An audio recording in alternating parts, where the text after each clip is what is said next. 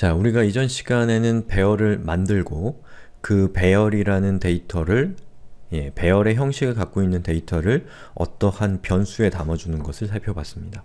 그럼 우리가 그 변수에 담겨있는 데이터 중에서 특정한 데이터를 가져오고 싶은 그런 필요가 생기겠죠? 예를 들면 우리가 이전 시간에 살펴봤던 것은 이것인데, 자, 클래스 그룹이라는 변수 안에 배열을 담았죠.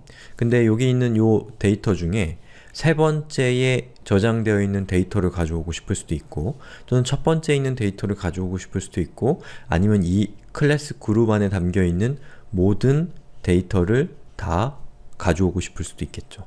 그걸 어떻게 하는지를 살펴보는 게 이번 시간의 목적입니다. 자, 여기 제가 준비한 예제를 한번 저도 이클립스에서 실행을 시켜보겠습니다.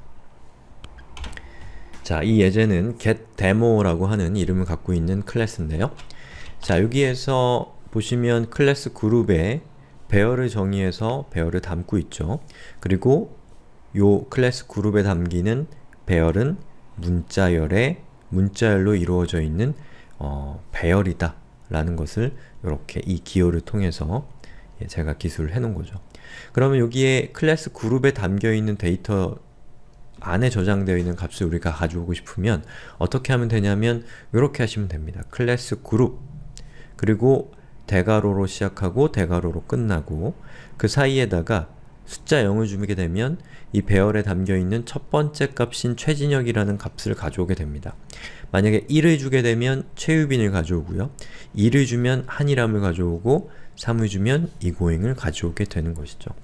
그래서 여기에 있는 요 값 있죠. 0, 1, 2, 3이라고 하는 이런 값들을 영어로는 인덱스, 한국어로는 색인이라고 부릅니다. 그래서 우리가 책에도 보면은 책 제일 뒤에 뭐가 있어요? 색인이 있죠. 그리고 색인에는 여러분이 빠르게 어떤 정보를 찾을 수 있도록 색인이 있어서 어떤 단어가 어떤 페이지에 위치하고 있는지가 적혀 있잖아요. 어떤 이름이 어디에 적혀 있는지.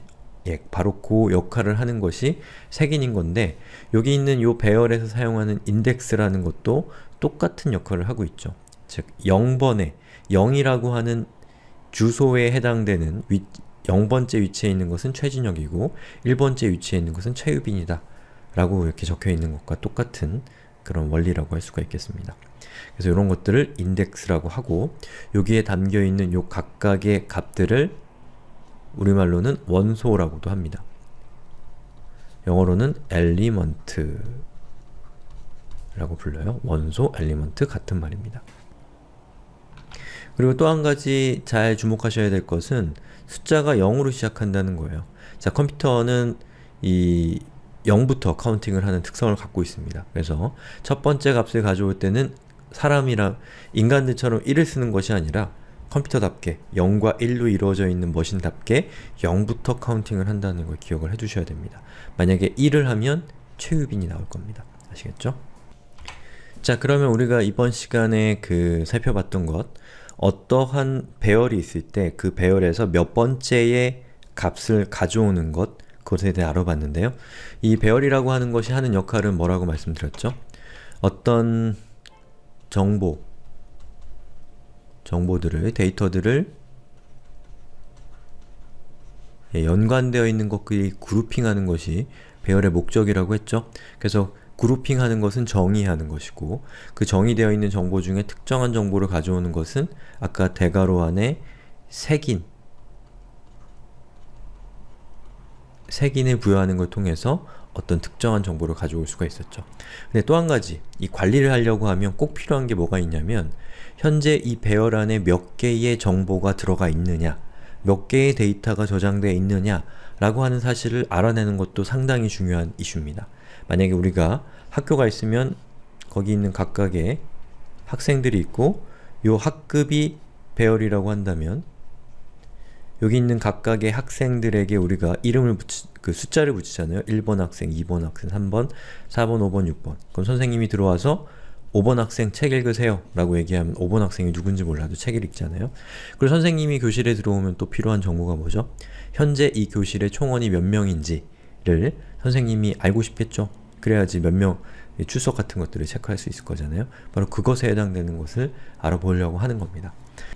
예, 저는 우선 코드를 준비했고요. 그리고 여기 있는 코드에 우리 앞에서 살펴봤던 getDemo라고 하는 요 코드, 여기서 자, 이 부분 있죠? 배열을 정의한 부분이 있었죠? 요걸 카피해서 lengthDemo로 가져오겠습니다. 이거 안 따라오셔도 됩니다. 그리고 주석 처리를 했어요. 그냥 여러분들의 이해를 돕기 위한 거라는 의미죠. 자, 여기서 배열을 첫 번째 이 예제에서 몇 가지 알아야 될 거는, 첫 번째는 배열을 정의하는 방법, 또 다른 방법을 알아보는 것이고, 두 번째는 배열에 담겨있는 데이터의 수를 알아보는 방법입니다. 자, 여기 클래스 그룹이라고 하는 변수를 정의했고, 스트링, 대괄호, 요거는 우리가 이전에 살펴봤던 배열을 정의하기 위해서 변수를 만드는 것과 똑같은 내용으로 되어 있습니다. 자, 근데 이전에 배열을 만들 때는 이런 식으로 요 중괄호를 사용해서 중괄호를 닫고, 그리고 그 배열을 구성하고 있는 데이터들, 원소들을 요렇게 배치해서 중간에 이렇게 콤마, 쉼표를 주는 방식으로 이 배열을 정의를 했었는데, 자, 이번에는 new string 그리고 4라고 이렇게 지정을 하는 겁니다. 자, 이거는 뭐냐면 new string이라고 하면은 문자열을 만드는 방법입니다. 문자열 데이터 타입을 만드는 방법인데, 우리는 이 new라고 하는 것이 현재 무엇인지 정확하게 이해하기 위해서는 이 객체지향이라는 것을 아직 배우지 않았습니다. 그렇기 때문에 이것은 우리한테 일단은 미지의 영역으로 남겨놓고, 배열을 정의할 때 new라는 걸 사용한다 라고 생각하시면 됩니다. 꼭 배열을 정의할 때만 new를 쓰는 건 아니지만 일단 new를 쓴다고 생각하시고, 즉 새로운 무언가를 만들기 위해서 new를 이렇게 앞에 배치한 것이고요. 그 다음에 그 새로운 것은 문자열의 데이터 타입을 갖고 있다는 데서 스트링을 준 것이고요. 근데 우리가 지금 만들려고 하는 것은 배열이기 때문에 이렇게 대괄호를 또 배치를 시킨 겁니다. 그리고 그 대괄호와 대괄호 사이에는 숫자 4를 주게 되면 우리가 만들려고 하는 문자열 데이터 타입의 원소로 이루어져 있는 배열은, 새로운 배열은 4개의 원소로 이루어져 있다 라는 의미가 되게 되는 겁니다. 그리고 자, 클래스 그룹 그리고 대괄호 닫고 0 이렇게 하게 되면, 우리가 이걸 호출하게 되면, 자, 클래스 그룹이라는 배열에 담겨있는 0번째 인덱스에 해당되는 정보인 최진영을 갖고 오는 그런 것이 되는데, 여기 있는 요 구문을 여기서 끝내는 것이 아니라 오른쪽에 equal, 대입연산자죠. 그리고 최진영을 하게 되면, 자, 이 클래스 그룹이라는 배열의 0번째 인덱스에 해당되는 값은 최진혁이다 라는 뜻을 갖게 된다는 것이죠. 즉 위에서 우리가 살펴봤던 요것과 정확하게 동일한 것이 되는 겁니다. 그리고 대괄호 안에 1을 하고 최유빈을 하게 되면 인덱스 1에 해당되는 값은 최유빈이다 라는 뜻이 되고, 2는 한이람, 3은 이고잉을 하면 요 위에서 우리가 살펴봤던 요것 있잖아요. 배열을 정의하기 위한 요것과 정확하게 동일한 의미를 갖게 되는 겁니다. 그래서 여기 있는 요것은 한 번에 정의하는 것이고, 여기 있는 이것은 뭐 한 번이 아니라면 뭐라고 표현하면 좋을까요? 분할해서 정의하는 것이라고 생각할 수가 있겠습니다. 근데 분할해서 정의하기 전에 이 배열에 몇 개의 값이 담길 수 있는지를 여러분은 꼭 지정을 해주셔야 됩니다. 만약에 여러분이 담으려고 하는 값이 10개다 그러면 숫자 4가 아니라 10을 적어주셔야 되고요. 만약에 100개다 그럼 100을 적어주셔야 됩니다. 근데 몇 개가 될지는 모르지만 100개보다는 크지 않을 것 같다 그럼 100을 적어주셔야 돼요. 만약에 100보다 더 많은 것을 여러분이 배열에 담으려고 하면 에러가 발생을 하게 됩니다. 요게 이 자바와 같은 언어에서 제공하는 배열의 불편한 점인데, 이러한 점을 극복하는 방법은 또 별도로 있습니다. 그건 뒤에서 또 논의를 하도록 하고요. 그 다음에 한 가지 더 우리가 살펴봐야 될 것은 바로 이 length라고 하는 겁니다. length. 자, 클래스 그룹, 요거는 배열이 담겨있는 변수의 이름이죠. 그 뒤에 점을 찍습니다. 이 점의 의미도 나중에 객체지향할 때 살펴볼 겁니다. 자, length라고 적어주게 되면, 자, 이 클래스 그룹이라고 하는 저 변수에 담겨있는 배열의 배열이 담을 수 있는 원소의 개수를 알아오는 겁니다. 요렇게가. 그래서 요렇게 결과는 4예요. 그리고 여기 있는 요 4라고 하는 요 숫자는 바로 여기서 온 겁니다. 예. 자, 근데 제가 이렇게 보시는 것처럼 요 구문을 요렇게 반복적으로 요렇게 배치시킨 이유가 뭘까요? 자, 보시는 것처럼 클래스 그룹을 제가 여기서 실행을 했을 때는 이 클래스 그룹에는 어떠한 값도 저장이 되어 있지 않은 상태. 다만 클래스 그룹에 담겨있는 배열은 문자열이고 4개의 값을 가질 수 있다라는 것만을 여기서 지정을 한 겁니다. 그리고 제가 실제로 값을 넣을 때는 클래스 그룹하고서 0에다가 최진영을 넣었죠. 그러면 여기 있는 요 코드가 실행이 되면 클래스 그룹에는 최진영이란 값 하나가 담겨있는 상태입니다. 그 상태에서 제가 클래스 그룹하고 랭스를 하게 되면 1을 출력할 거라고 예상하기가 쉬운데 1이 출력되지 않고 4가 출력이 된다라는 겁니다. 얘도 4고 얘도 4라는 것이죠. 그 얘기는 뭐냐? 이 랭스라고 하는 것은 현재 요 변수에 담겨있는 값이 몇 개 있느냐를 여러분들에게 알려주는 것이 아니고, 예, 이 변수에 담겨있는 배열은 몇 개의 값을 수용할 수 있느냐라는 사실을 알려주는 값이라는 거죠. 예, 그거를 잘 이해하셔야 됩니다. 그래서 일반적으로 자바가 아니라 이 고급 언어에 속하는 뭐 좀 더 쉬운 언어라고 할 수 있는 그런 언어들에서는 보통 저런 것들을 하게 되면 그 안에 몇 개의 값이 담겨 있느냐를 알려주는데, 이 자바와 같은 언어는 그 안에 몇 개의 값이 담겨질 수 있느냐라는 것을 알려주는 값이라는 겁니다.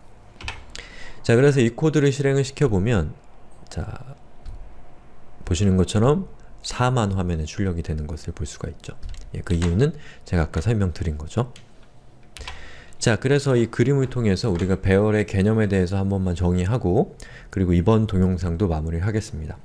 자, 만약에 우리가 이전에 살펴봤던 요 예제에서, 자, 요런 예제들을 우리가 살펴봤죠? 클래스 그룹이라고 하는 요 배열에다가 최진혁, 최유빈, 한일함, 이고잉이라는 값을 담았는데요.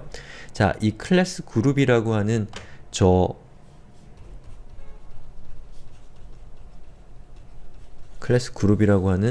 요 변수에 담겨있는 배열은 어떤 구조를 갖고 있냐면, 자, 인덱스 0번째 인덱스에는 최진혁이란 값이 들어가 있고 1번째 인덱스는 최유빈, 두 번째는 한일함, 세 번째는 이고잉이라는 값이 담겨 있습니다. 그리고 그 각각의 값들을 뭐라고 하냐면 엘리먼트라고 부르고, 예, 그 엘리먼트를 여러분이 찾을 수 있는 식별자는 바로 여기 있는 요것들인데, 이것들을 뭐라고 하냐면 인덱스라고 주로 부릅니다. 또 색인이라고도 할 수 있는데 보통은 인덱스라는 표현을 쓰고요. 그리고 이 배열, 클래스 그룹이라는 이 배열이 담을 수 있는 최대 데이터의 크기는 length라는 것을 뒤에 length라고 하면은 얻어올 수가 있는데, 그 값은 4를 항상 리턴한다 라는 사실을 여러분들이 잘 정리를 해서 기억을 해두시기 바랍니다.